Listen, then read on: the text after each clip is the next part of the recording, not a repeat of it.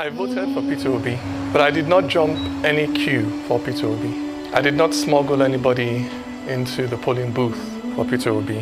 I did not brandish a knife or threaten anybody in my polling unit for Peter Obi. I did not snatch a ballot box, stuff a ballot box, break a ballot box for Peter Obi. I did not pay anybody to change any results for Peter Obi. I did not steal, I did not kill for Peter Obi. What I did for my candidate was stand in line from 8 in the morning on Saturday till 8 in the morning on Sunday.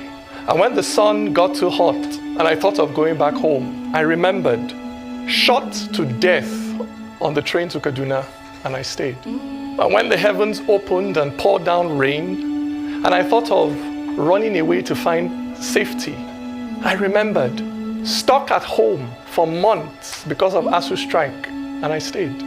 Through my hunger, through my thirst, through my worry whether the children I left at home were fine, I stayed. Because what I wanted to give my candidate, what I ended up putting in that ballot box was not a piece of paper. What I ended up putting in that ballot box was my hope for a country where young people would not be so disillusioned by the actions of their own parents, of their own leaders, that they will be willing to risk crossing the Sahara Desert on foot just to escape. That was what I put in that ballot box. That was what my presiding officer refused to upload for 3 days. The future of that young boy who stood with me, who stood with us as we counted those votes through the night.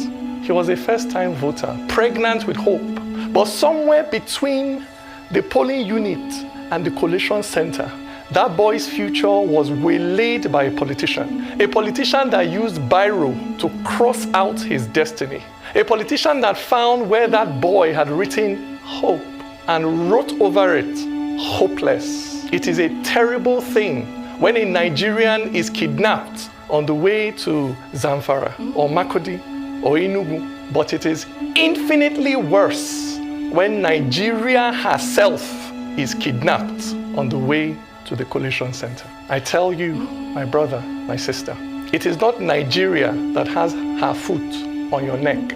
It is not the Fulani or the Igbo, the Christian or the Muslim that has their finger wrapped around your neck and are now squeezing the civic life out of you. It is not those Yoruba people that don't give a damn whether you eat, whether you have a decent house to sleep in, whether you're able to find a job 5 years after graduating. It is not North or South that uses 8 years to build one bridge or to repair one pothole in the middle of your road. It is that politician who is willing to kill, who is willing to steal to stay in power.